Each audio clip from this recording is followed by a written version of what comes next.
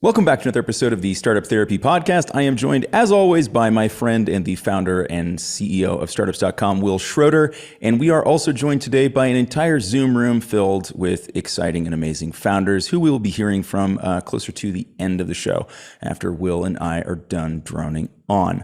Wil, today we are going to be tackling a relatively thorny topic, one that is very, very timely at the moment. Unfortunately, we're seeing some really bad signs of the times. TechCrunch just released their layoff tracker. You can hardly look at startup news without seeing layoffs. You know, Carvana, 2,500, Better.com, 5,000, I think, 50% of their staff. Bye-bye. It's insane. It's nuts, right? Fast, which was all the talk not too long ago, 100% of their company laid off. They are shuttered. San Francisco-based fintech. And I'm not picking on anybody. I'm not picking on anybody here. I'm just pointing out this is what's going on right now. And big companies too. I mean, we're seeing layoffs up as far as, startup companies, former startup companies like Netflix is going through layoffs right now. So this is something that's going on. You're likely going to have to navigate this. You may have been through it on one side or the other already. Let's talk about how we make it through this with some sanity and dignity for everyone. Yeah, I think it's exacerbated because it's almost like with COVID, like the whole world gets forced through the gauntlet at the same time. Sure. And so the reason we're talking about it right now is it's not a fun topic, but it's something that everybody has to consider. But we generally suck at it. So that's the problem. It's not only that we don't want to do it, we're also really, really bad at it. Sure. And, the way I see it is like early in my career, when I had to do my first, either like not layoffs, but just firing people, et cetera, I was just horrible about it. In my meetings were going really bad. Not that they can go well. Again, it's a shitty topic, but they were getting heated and there were blow ups and all these things. And I'm like, what is going on? Like, I'm trying to be considerate and thoughtful, et cetera. Except I wasn't. I'd come to learn later through, unfortunately, lots and lots of these events, that I had to consider two main factors. One was ego, which we'll talk about, and the other was safety. And when we have to part company with someone, I don't care if it's a co-founder that you're not getting along with. I don't care if it's someone we were doing layoffs. It doesn't matter who you're parting company with. Those are the two big levers that make or break how that's going to go. And generally, when I talk to other founders, other CEOs, and how they do it, they really don't consider it in a way that they need to. I want to unpack these. I want to get way deep into these because I want every founder listening to really understand what's going on in the room when they have to sit down with somebody and deliver some tough news. For sure. And I want to draw a slight distinction here between a normal firing and what goes off during a period of layoffs. And it speaks to both of these points. When and if you get fired from a job, you have to fire somebody from a job, there's often a buildup to that point, right? A noticeable buildup. Maybe notice was given, they understand their performance isn't good, whatever. There's time for their ego to accept it. And the macro environment maybe isn't quite as scary as it is when there's a whole bunch of layoffs going on. So, you're not in a position where you feel as unsafe. You're about to have to go and find another job. The individual who's being fired knows they're gonna have to go and find another job. But it's not quite the same thing, right? When we're in a period of mass layoffs, not only do these sometimes come as a surprise and without any dereliction on the part of the person who's being let go, right? You were doing fine. The market is just killing us right now. We have to let people go. There's nothing we can do about this. And so it can often come as a big surprise, right? So there's no time to prepare for any of this. And I think that's what makes this situation even more dialed up than just a normal firing. Let's talk about the ego component first, though, because I think when people think ego, they tend to think narcissism. Oh, they're humble. They don't have an ego. Fundamentally, like quite literally, we all have an ego. Our ego may manifest in different ways, but it's ever present.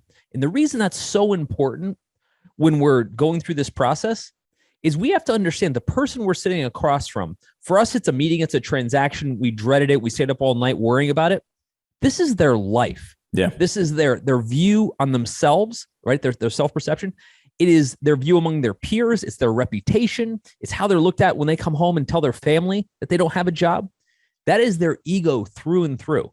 For sure. And for us to gloss over it, pretend like, oh, I guess you're just getting demoted. It's not a big deal. Or I guess you're getting not a big deal, but you know what I mean? Like we have to understand that aside from any monetary side, which of course we'll cover on the safety, the ego part is a big thing. Like how you let get let go, and whether or not you feel valued or how you see yourself presented to the rest of the company is a big For deal, sure.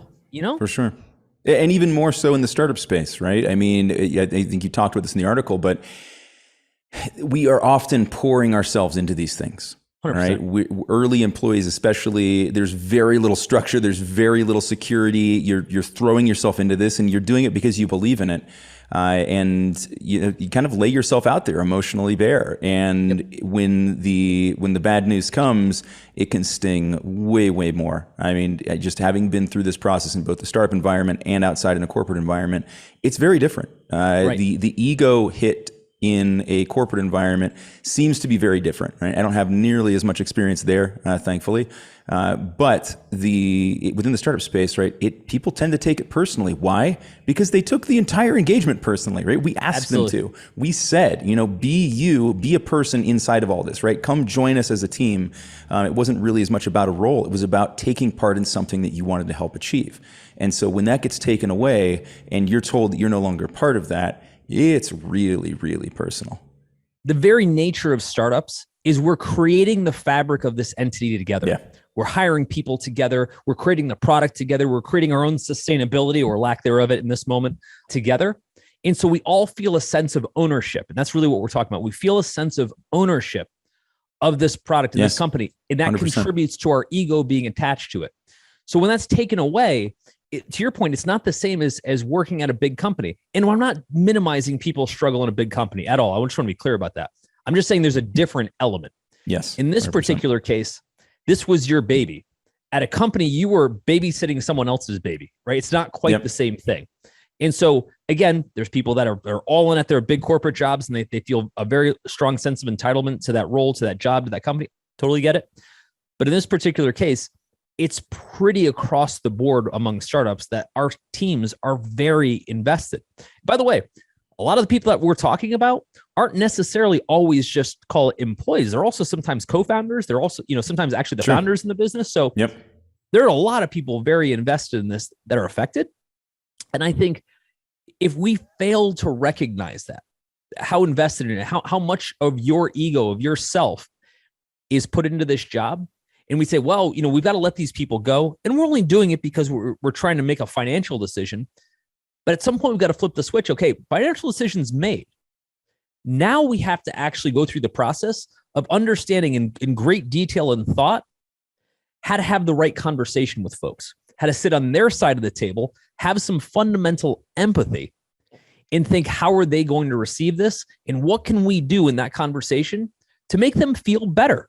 What does that look like? Not just, hey, you're a great person, but hey, let's talk about how this gets announced to the organization or how it gets announced publicly so we can work through it together. So you're not humiliated, which is usually a big part of this. And when that gets overlooked, people get pissed. They do.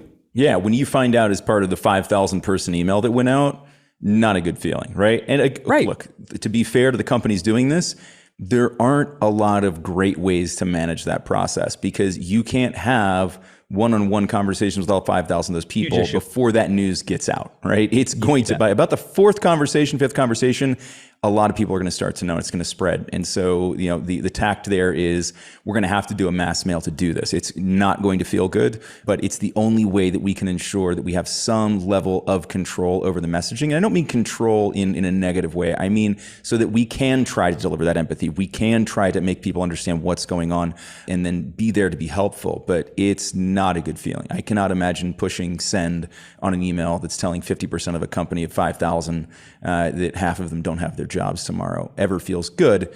And it's sort of the only option you've got. You can't do that in a one-off basis with that many people. It just doesn't work. You bet. Also, people don't remember the transaction. They remember how they felt about the transaction. For sure. So what was said and kind of how it was presented is a big deal to people. And again, on the one hand, if you're the person letting someone go, you have to rip the Band-Aid off initially. You can have a long drawn out conversation. You sit down. The first thing you say is, hey, I'm afraid we have to part company, or however you're positioning it. Remember at that moment, the moment you say the words, you no longer have a job. And I'll move to the next point. You just threatened their safety. For sure. Ego is definitely a part of it. Like, how dare you? But next, once they get through the ego part, which sometimes goes pretty quickly, first thing on their mind, I have a mortgage, I have a family, I have, obligations, health bills, you name it. How am I going to take care of that? You just threatened my safety. And so in that particular case, the first thing we have to do is be mindful of that, right? Like we just took away this consistent and repeatable and predictable way to create safety for this person in one instant. Yeah. That's a problem. You know what I mean? For sure. And again, I'm going to circle back to this. During a period of mass layoffs, you're also sending them into a really, really shitty job market, right? Where there's going to be lots and lots of people who are looking for jobs, right? So in the context of mass layoffs, where this isn't just a single company doing a mass layoff, but we have multiple companies, entire sectors doing layoffs, the safety net feels even further down, right? In a normal situation, it might be like, all right, look, this is awful. I'm pissed at them. I didn't want to see this happen, but I'm going to go find another job. I'll be okay. In the current environment, I'm not sure that that's what everybody's thinking, right? They're not thinking, oh, I'll just go find another job. I'll just go get another gig. Yes, they're going to go and try, but I think that the curve for that is significantly steeper than in normal situations, which is making it harder for everybody right now on both sides of the table, right? The one piece of ego we didn't talk about here was the founder's ego, right? Our ego as a company. And maybe it's not just the founder ego, but like everyone's ego in this, in terms of when we decide to do this. Right? How long do we push this? How long do we try to say? Right? It's embarrassing for the founder. They don't want to do it. It's not only embarrassing, right? It just doesn't feel good. Nobody wants to do this. It's not like we're just sitting back and going, operationally, this makes sense. Cut them, Johnson, right? Like, right. Nobody's doing that. It's not that at all. It's not like that, right? So the ego gets involved and makes it difficult for the founder as well, right? It's like try to hold on as long as we can, which often exacerbates the situation. Which makes it much worse. I think for most founders, good times, things are going up and to the right. We're hiring, we're keeping people fired up, etc. Everyone's happy, everyone's good, everyone's egos are being supported, everyone's safety is being supported. The moment we flip that switch, the next thing I want to talk about is it's not just the employees. Then send a shockwave through the whole company. Yep. Sure, some people are like, well, I'm glad I didn't lose my job, but they're thinking about it. You'll never see more LinkedIn resumes get updated than in the day you announce a layoff and all the people that didn't get laid off, right? Instantly. Sure. Why wouldn't they? You just threatened everybody's safety. You just threatened everybody's ego because they're projecting saying, shit, I don't want to be humiliated, right? Which is often how this feels. And so I'm going to do whatever I have to do to kind of prep for my exit so I'm not at the behest of this company. Yeah, confidence level at that low at that time is extremely low, right? You can't say that like, well, look, we just laid off half, so we have a plan for keeping everybody else safe. Well, didn't you have a plan for keeping everybody safe right before we had to do a 50% layoff? You did, right? So plans don't always work out. So confidence goes extremely, extremely low. And yeah, to your point, everybody starts to get extremely nervous and do the right things, right? They start to protect their own safety. Cannot begrudge anybody that. As they should. So let's talk about a couple of things that we actually do about it, right? Because I think that's the important part here. It's like we're freaking out. We know ego and safety are both being kind of rattled. And what are we actually going to do about it? And so I think the first thing is when we think about how we're going to have these conversations with people, I think we should put the skunk on the table and say straight up, how are we going to deal with the ego issues with this person, right? Like what's unique to them? And again, ego isn't a bad thing. We all have it. So we have to walk through, what does that look like? Does it matter to this person kind of how they're told publicly how they're leaving? I mean, it does to everybody to an extent, but is this a particular issue? If we have to demote somebody, which happens all the time, I'll give you a great example because this is all the same thing. Companies taking off. We always joke that the one person that took a finance course in college somehow became our CFO. We now have 200 people, right? And like they're clearly not qualified. So they're telling everybody that they're a CFO of a company when in fact they were never qualified to do this. Right. I wonder if I'm talking about myself right now. No, anyway, definitely. I'm also a CFO, but also the company outgrows itself, right? Which as it should. And that person is no longer the most qualified people to do it. So they have to take a demotion. Ego, that's humiliating as hell. Even if you didn't change their comp, if you don't consider the fact that their ego is going to be incredibly bruised. Like what they told their grandmother they do, and grandma was so proud of them, right? Just changed. What they told their friends at barbecues they do just changed. Those are all facets of their ego within the company. All the people they work with, right? They were the CFO. And now today, they're like the VP of finance or something like that, right? Which is a perfectly good job, but it's not the CFO. And I think when we make those changes, if we just think about it, well, they haven't lost their job, they're put in another position. That gets you nowhere, right? Yeah, honestly, sometimes that can be worse. I have seen people suffer far more from demotion than they have from being fired. When you're fired, that's a one-time event, right? It happens, you socialize it, you move on, you get your other job, and that's what you talk about from now on. You don't see the same people day in, day out who remember that you were the CFO and you're now the VP of finance or whatever else, right? So very different situation. Yeah, I actually think ego is far more harmed by demotion than being let go in some cases. Safety, less so, but ego more so. Right. And I think from that standpoint, like you see this a lot actually with co-founders. Okay. So this is even like just an employee, so to speak, an actual co-founder doesn't grow up at the same rate as the rest of the organization. Again, because you were just two idiots in college at the time, and the thing's taking off. And now all of a sudden you have to have that tough conversation, and they're the co-founder, right? They're not just like a person that you hired. In their mind, they're untouchable. And now you have to have this really difficult conversation and manage their ego. So as part of that, I think a big part of it is saying what would put them in a position where we can minimize the ego loss. And some people overlook that. And they're like, no, you know what? They had their chance to take this shot. They missed it. We're taking them off the field. And you couldn't do that.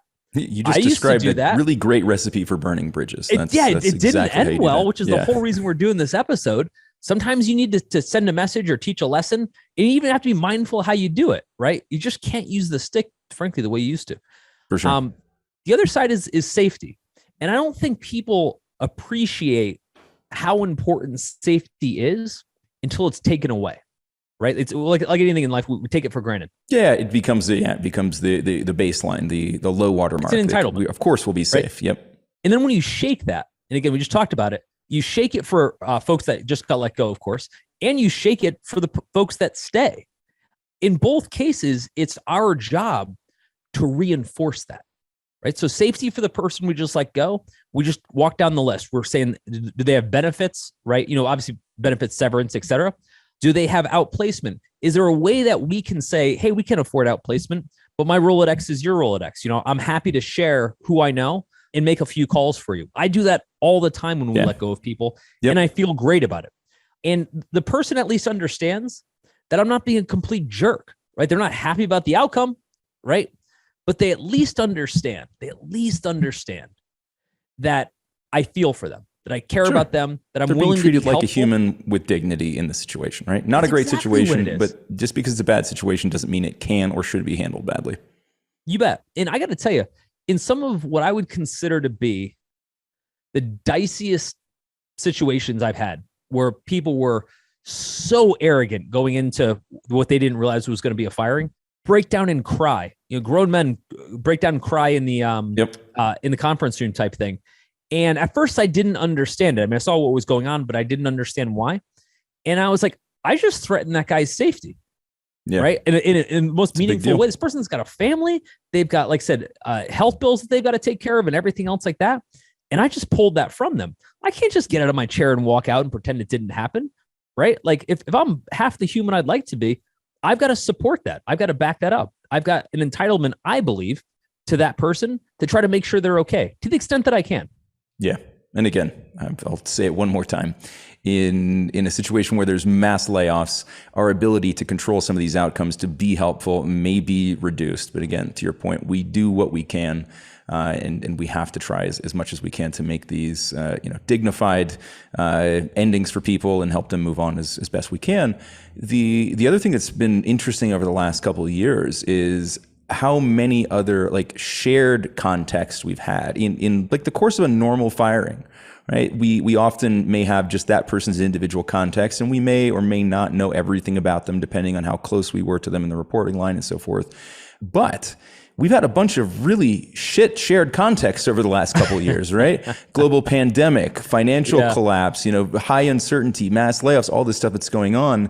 And so we have to remember to take all of that into account, right? If you walk into one of these meetings now, expect people to be a little more easily triggered, a little more gun shy, a little more sensitive, a little less, sure about their future safety, with good reason. It's been extremely uncertain times. So, we have the I was about to say the benefit of the shared context. We share the downside in the shared context, and it's important to maintain some level of perspective on all that as we're going through these things as well.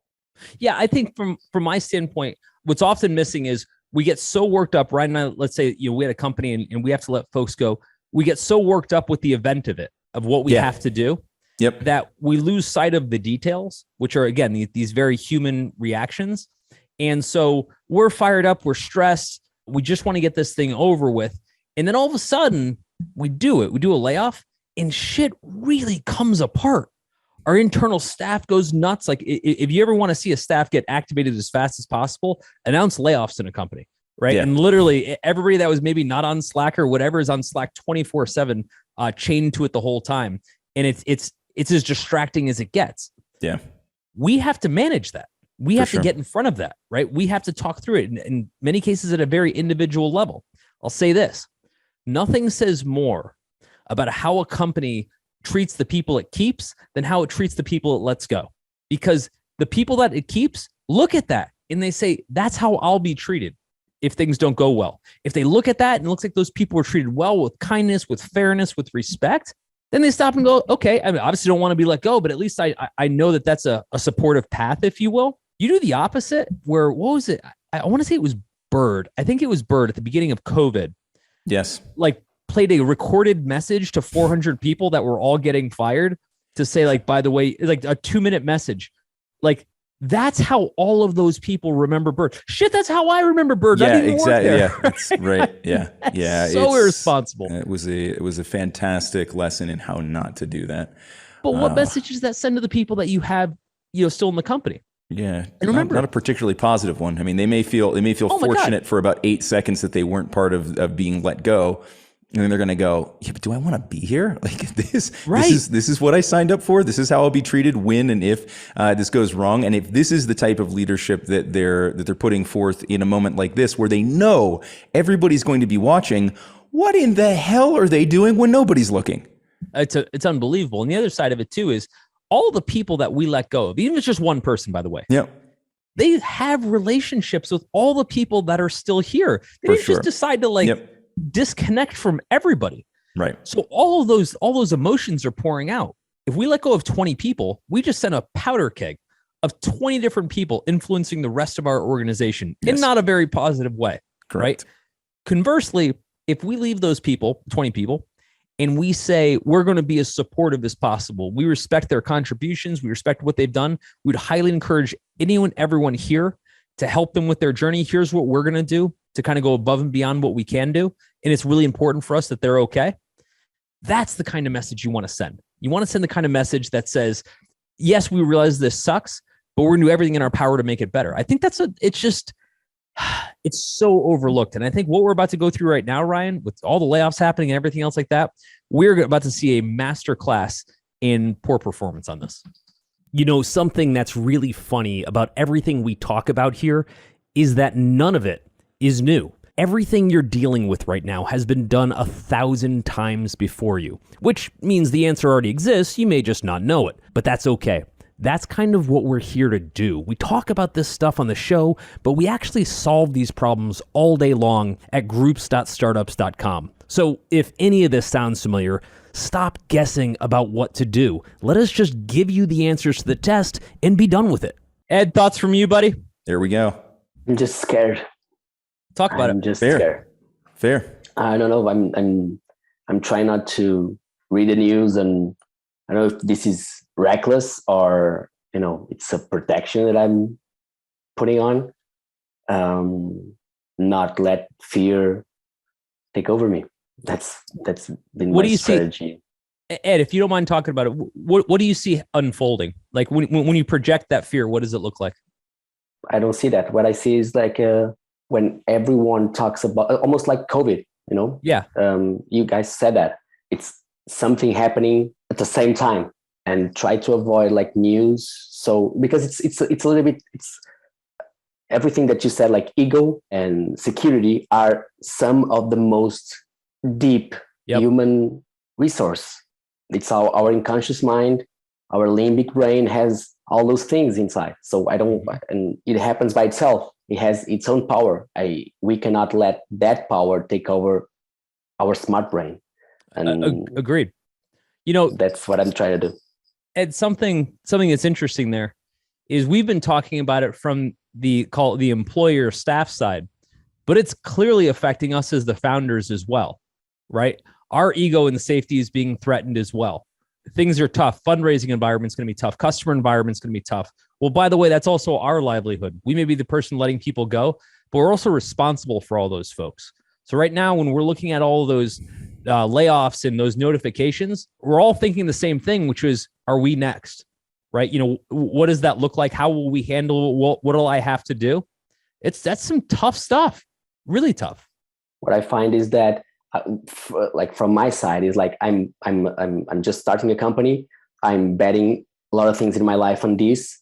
I have some financial resources that I thought that it would last a little bit long, so I can focus on it by myself. And maybe I have to change my plan.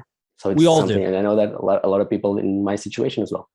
Overnight, the world had to go from offense to defense. And again, we've been through this before. I think the difference is, considering we went through it in the dot-com crash, we went through it in the financial meltdown, it still sucks. The only benefit, if anything, is we kind of have a little bit more of a playbook. We kind of know what the other side of this looks like now, where last time we kind of didn't. When it happened in the dot-com crash, no one knew exactly how to deal with that. We all saw it coming, but no one knew what to do.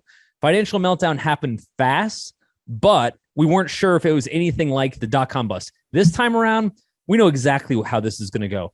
Everyone's going to freak out. You're going to see mass layoffs. You're going to see everyone cut their budget left and right. If you haven't watched the earnings, Snap just reported that their earnings were way off the mark, which then took all of the other social media companies down. Snap lost 47% of their market value in like 24 hours. And this is the initial shock. What happens is all of us, all as founders, will all tighten up our expenses. Everybody will go on a hiring freeze. You almost have to at this point. Everyone will go on a hiring freeze. Everyone will tighten up expenses, and we'll all play defense for a while. And by the way, that's not necessarily a bad thing, right? In other words, the world getting sober for a minute and getting responsible isn't necessarily a bad thing. And inevitably, after the dot-com bust, after the financial meltdown, you saw more quality startups come out of that than ever before. Because when we run fast and loose and all this funding is flowing, it breeds so much irresponsibility. And now people just have to sober up. And I think that's important. Ryan, what do you think? Yeah, I'd echo that. I think we've gone through some periods of relative good times for startups. Funding was everywhere, relatively speaking, lots of rapid growth. And now we're feeling the effects of some of that. We ran a little faster than we should have, and now it's going to catch up with us. Of course, exacerbated by things like global pandemics and financial market collapses. But some of this was going to be kind of natural attrition, I think, from just having pushed on growth harder than we should have in some cases in lieu of things like profit stability. We talked about this a couple of podcasts ago. And I think that there are some lessons to be taken away from that in terms of, growth is great, but let's be responsible about it. And let's make sure that when things change, and we can never see the future, but I think that if we look at this, some of these companies began to have to pull back and make major changes when even just a little bit of market change occurred, which to me says they weren't nearly as resilient or as stable as they should have been.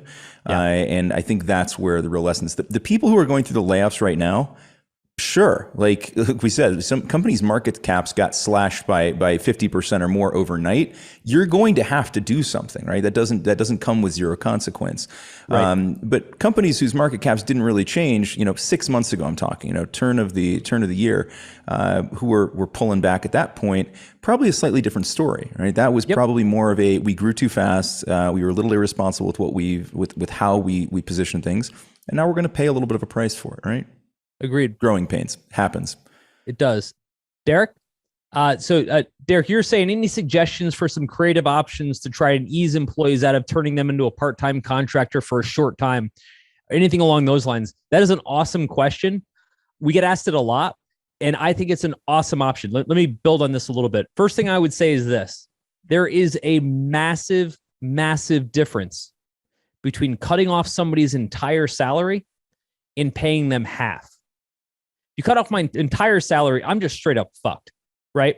But if you give me half, it at least gives me a minute to go make some changes, make some adjustments. It gives me a little bit of lifeline, if you will. And so if you have the opportunity to move people to part-time versus full-time, I think it's a great move. And I'll give you some other conditions there that I think, Derek, that might be helpful. One is there's a lot of folks you just don't want to let go of, right? Maybe you worked really hard to find this developer and you paid fees to get them, et cetera. And like, shit, I can't afford them, but I also don't want to lose them. Well, keeping them on contract keeps that conversation going, keeps the contributions going. And if it turns out that you made the wrong call, in 3 months, you want to kind of change back to full-time. Ryan, you and I have been there before. Yep. We've done this. Then it keeps it going.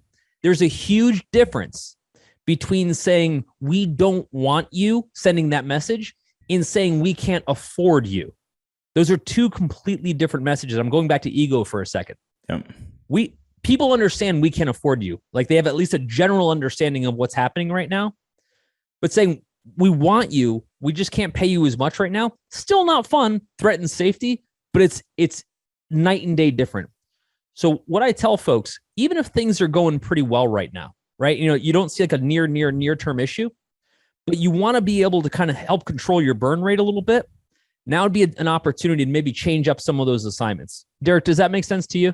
100%. I know during COVID, I heard of a couple companies, even sort of cutting pay, but then offering to put it back in if conditions improved later, just to, to your point, ease in. I think trying to avoid the reactionary response, as you mentioned, is kind of my priority. And so ways that I can get ahead of that by maybe offering these kinds of options, I think is the stuff that I'd be interested in. Derek, building on that too, that also gives a little bit of confidence, if you will, for the existing folks, showing that you are mindful of their income, of their relationship, et cetera.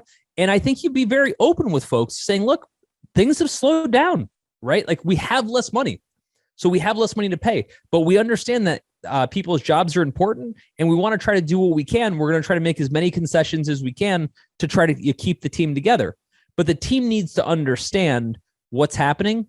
I think what happens is, especially now, because this is just the beginning of it, like this is like the first salvo, and all of these employees who were, part of the great resignation where everybody was like, oh, I can get a better job.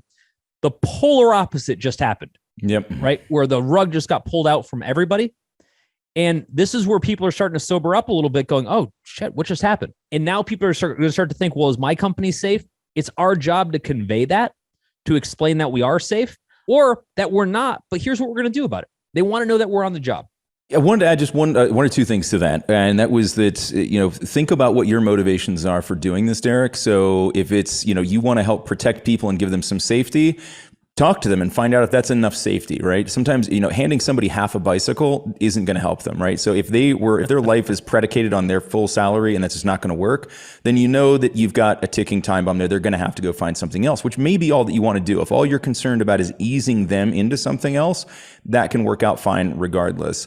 Just be aware that you are likely to lose that resource at that point. Have the honest conversation with them about how long they could sustain that at half salary, and be honest about how long you think it's going to take to get them back to something full time. Or if that really is just you easing them out, be open and honest about that too, right? Let them know what their time clock looks like, and depending on whether it's somebody you have to replace or not. So, but just as you enter into this, think about what the strategic outcome you're trying to create is, and be aware that, some people may accept that short term and then immediately be spending half of their day on LinkedIn looking for that other job to replace what you're doing with them. So just be careful about which roles that happens in. But yeah, I think it's a totally fine thing to do. Just pursuant to that, it's a really interesting time to go hiring right now, guys. With caution, but in terms of what's available, there's a lot of people out there with a lot of really great skill sets who otherwise may have been unavailable because they were previously employed and or out of your price range, who may be rethinking what a reasonable salary looks like in light of a $0 salary. So, not trying to put a sunny spin on a shitty situation, but look, if you are in a position where you are growing, you do have cash, you're ready to hire, not a bad time to be doing that. And I think some folks are asking about that.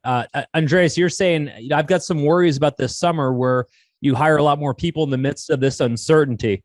How many people are you thinking about? Well, that's the thing. The summer is our best time of the year. I'm right now, I'm hiring. I've had about 100 interviews, and I'm hiring hiring like 7 or 8 people, Uh-huh. more or less full time.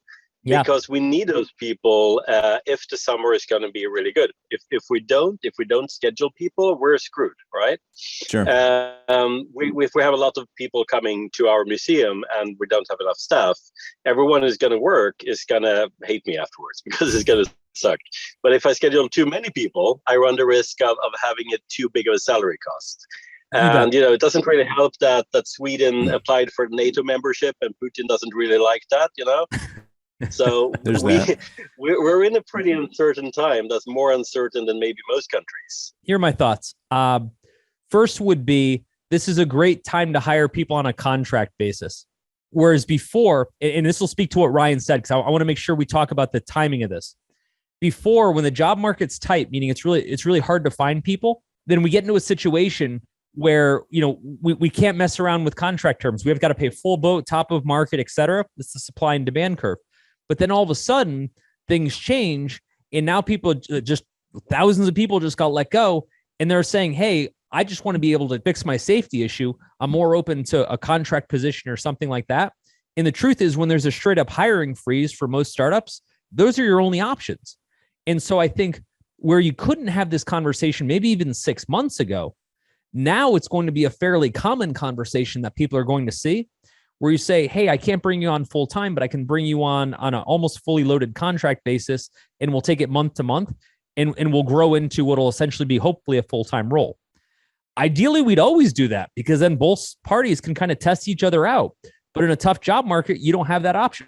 Yep. I'm a big fan of play testing the relationship before we jump in all the way, right? So if you can go contract to hire, it's great for everybody, right? Find out, does this person do what we need them to do? Find out, when that person does what we need them to do they enjoy it? Do they want to be here? Right? And find that fit before you make it permanent when you can. The other good news here, and this has nothing to do with the current situation, this goes back a couple of years to COVID, where everybody all of a sudden went remote. We started seeing a massive uptick in the number of part-time contracting positions available and the number of people who were completely satisfied with having a couple of jobs instead of one, and getting to flex their superpowers all day instead of a couple hours a week, and then filling the rest of their time just to punch the time card. And so it was a net positive for a lot of people. And so I think, again, we can look for those folks, and we can create those situations where full-time employment doesn't have to be the answer. For sure. All right, Adam, thoughts on these market effects for a company just getting out of the starting blocks? Is that where you're at right now? Yeah, I'm about 9 months in, and it's just me. So hiring would be nice, but also I just don't have the cash for it. Right. Yeah, I guess I'm curious. Should I be pulling back? It seems like it's not a great time to be pulling back, but also I have no idea. Well, that's fair. Let's talk about two things that are invariably happening that we all have to contend with, whether we want to or not. The first thing we have to contend with is there just became geometrically less investor capital in the marketplace. And you may be looking at this going, well, hey, that's going to be a problem because I'm raising. Or you may be looking at it going, well, why would I care about that because I'm not raising? Here's why that matters in either case. Number one, obviously, if you do need to raise, it's going to be harder than it will be. That eases up over time. But just remember, the shock just happened. Most investors are high net worth investors that are investing their personal capital, and they all just got cleared out. It doesn't matter who you were, you got cleared out. So the last thing on your mind is, let me go back to the casino and bet even bigger, right? So that's going to take a minute for that all to kind of settle down for a minute. The other side of it is you have a lot of companies that are all pulling back at the same time. So you're, like Ryan was saying, you have a flood of talent on the market. Because of that, Adam, you have an opportunity where you're going to see way more resumes than you've ever seen in your life, and way more willingness to work under your terms. So that does work in your favor. The other side of this, though, is that consumer spending will implode. Corporate spending will implode in the short term, right? Yep. Everyone's losing their jobs. Everyone's freaking out about losing their jobs. They're all going to pull back. All the money that was in the market will get taken out of the market for a minute. Inflation's not going to help that either in the US.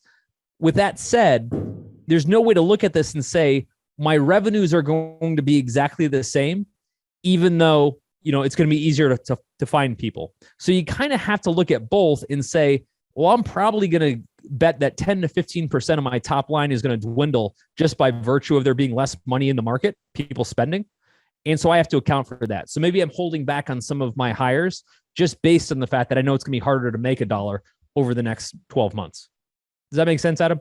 Yeah, makes total sense. I think, we're not generating all that much revenue just yet. So that's usually the way it starts. Yeah, exactly. Yeah, I feel you. So here's the thing though. Right now, for the next 6 to 12 months, we all move to defense. We keep things tight. We circle the wagons and we just focus on longevity. You don't need to grow like crazy right now. You need to be around long enough to grow crazy a year from now.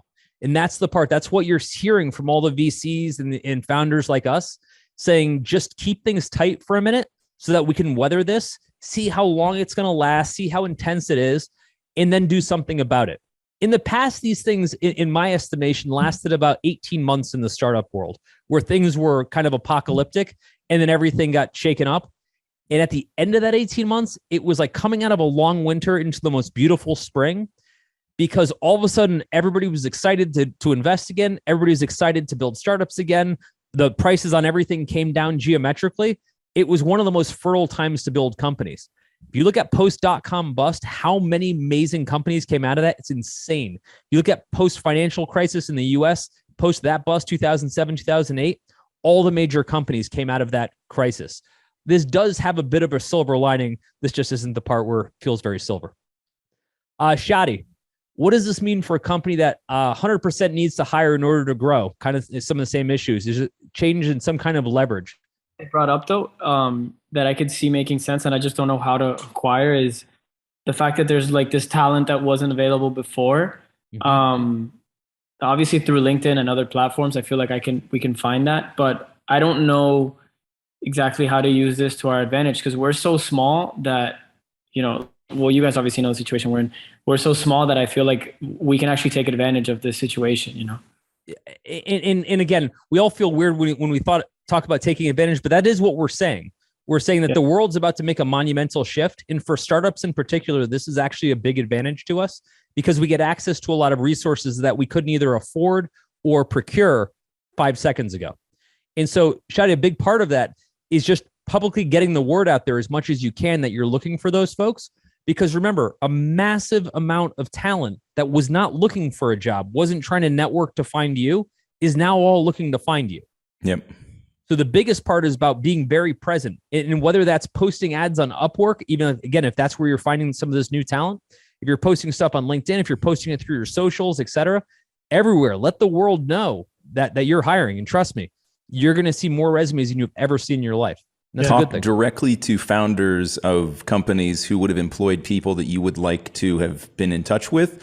Because to Will's point, we're always trying to help people land as softly as they can. So if we know there's somebody who's interested in hiring, we're going to give them those names. We're going to make those introductions. So leverage that founder to founder connection. If they had to let people go, if they've downsized, reach out, talk to them and find out who amongst that team's like, I'm looking for somebody who's a rock star in packaging. I need somebody who can just go sell roots in retail. Talk to them and find out who they had that they let go that they would recommend. And the likelihood is you're going to get plenty of response from them. Right. Thanks, man. Michael, take us home. What are your thoughts on deferred or partial deferred payment? What were you thinking there? So my particular situation is that I have a very talented dev resource, and he's so talented, in fact, that as the product manager, I can't always keep up with the guy. Good problem to have, by the way. That sounds good. Yeah, it's a great problem to have.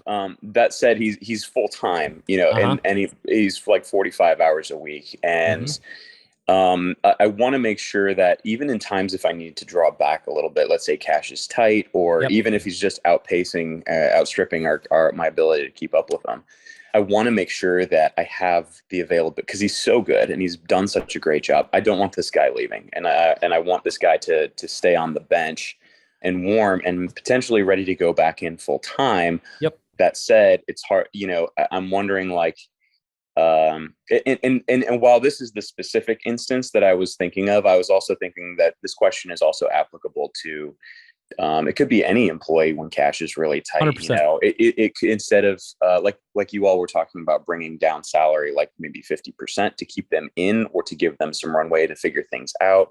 Similarly, I was wondering, like, okay, if you bring their salary down, let's say 50%, but you say, look, like we're anticipating ramping back up. The thing is that it's you're anticipating, which is always it's always risky. But to say like, you know, we want to defer like maybe X amount of your payment is going to come back, and you can plan that so that it's, you know, comes back to them in some capacity. So I was like, in terms of like a payment strategy, like, or like you know, a way to keep your resources on board full time while either managing cash or other expectations, like not being able to have them actually doing work full time, but you still want to make sure that you have access to that capacity as necessary, you know, in planning things looking forward. So yeah, that was my question. You know, it's an idea that's crossed my mind. It's an interesting one. I don't know how viable it is. So I just thought I'd toss that out there as sort of another you know, opportunity or option in terms of working with like a small team. And by the way, I'm a very small team. I have like three people basically. So thank you for your insight. Appreciate it. Appreciate that. Actually, I think Adam, you just mentioned this in the chat. I was going to say the same thing. One thing we've been really successful with in past companies when things were tight, like being between funding rounds or something like that, where we didn't want to let anybody go, because if we were just about to get our next round, we're going to be back in a different situation where we're going to hire again. So one of the things we were successful with is we pared down compensation for a determined period of time. In other words, we said, I'm making this up, salaries are going to be 50% for the next 3 months. And obviously, if that doesn't work for you, you know, we'll by all means help you try to find your next gig, but we'll also keep you on until you do, you know, so you have some cash coming in. But in the interim, while that's happening, we're going to create a significant cash compensation to make up for the delta there, so that you recognize we still want to reward you. We still want you to be part of the company. We just don't have cash. And that's binary. We either have it or we don't. Yep. So when you say cash compensation, do you mean like sort of an additional, maybe small bonus or something, just to as a stock grant? Okay. Yes, because we don't have cash, so we can't do that. We let's say the person was making $100,000 a year, and we say, look, this sucks, but we can only pay you the pro rata of $50,000 a year for like the next 3 months while we're doing a capital round or while we're trying to figure things out. Mm-hmm. Again, it's better than zero. Zero has got a very finite ending. Yep. But recognizing we would like to keep you here, we're going to try to make up for that other 50,000 with as much stock compensation as possible. Does that pay their bills? No, but it sends the right message that you still want them there. You're not incentivizing people with stock that you want to lose, but you're just making it clear that we want you here. We want to pay you. And as soon as we have the dough, that's exactly what we're going to do. And maybe they leave anyway. But if that's the case, that was going to happen anyway. But I think that's a very simple, if you will, mechanism to create a little bit of compensation and really send the right message at a time when you don't have it. You don't have a lot of leverage. When they come back to the table, they would be at their 100. And then they would also have their stock options that you provided to them. You bet. Okay, great. Yep. I've actually seen a combination of these. I've not done it myself, but I've seen this done in combination where there was deferred comp that was made up for with stock grants. And then at a point where the company could prearrange price, they agree to basically buy it back for that deferred salary. Right. And so it was a way of saying, look, we can't pay you now. We don't want you to just fully trust us with deferred comp. We'll give you equity in lieu of the deferred comp. And when we can, we will try to make up that deferred comp and buy back the equity. And that was at the employee's option, right? So the company got to the point where they had the cash. They said, we'll buy it back now if you want to sell it to us. And I think about 3/4 of the people actually said no, they wanted to keep the cash at that point because the company started to move. I've never done that, but I've seen it done as a way. Look, as if it's we can't pay you today, we'll pay you tomorrow, right? Not always necessarily a ton of confidence in that being able to happen. At least being given some equity makes you feel like you've gotten something in return for your time. So can be a slight additional lever for that conversation. I think with all this, guys, it's just about being thoughtful about trying to think ahead for those folks and try to help plan their future as well. And not just thinking about, hey, this is how it affects us. Thinking we have to affect these people, not just now, but we have to affect these people for the next few months. It's our responsibility to try to take care of people in that way. We can choose not to do it. There's a million things we can choose not to do. But I think as we get smart about this and we learn more about this, we start to get good at it like anything else. With that said, we're going to let you guys go. This was awesome. Hey, I'm sure I speak for Ryan on this one. We love when you guys come on the show. Honestly, it's the coolest thing. Otherwise, I'm stuck talking to Ryan the entire time, and you know how that goes. Most of our week. All right, guys. It's good to see you. I'll see you online. Bye, gang. So in addition to all the stuff related to founder groups, you've also got full access to everything on startups.com. That includes all of our education tracks, which will be funding, customer acquisition, even how to manage your monthly financiers. There's so much stuff in there. All of our software, including BizPlan for putting together detailed business plans and financials, LaunchRock for attracting early customers, and of course, Fundable for attracting investment capital. When you log into the startups.com site, you'll find all of these resources available.